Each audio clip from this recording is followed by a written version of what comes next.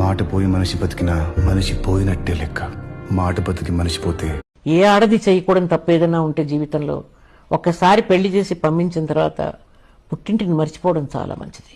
You should forget the parents unless they are very loving parents. ఏదొచ్చినా నేను అలా. ఆడదానికి అనుకువ ఉండాలి గాని అహంకారం ఉండద్దు.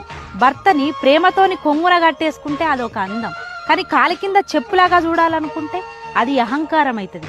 నువ్వు గొప్పగా సంపాదించేదానివి అయ్యుండొచ్చు. ఒక మనిషిని బతికించేది గాలి, నీరు, నిద్ర, అన్నం, ఆకలే కాదు, పగ కూడా బతికిస్తుంది.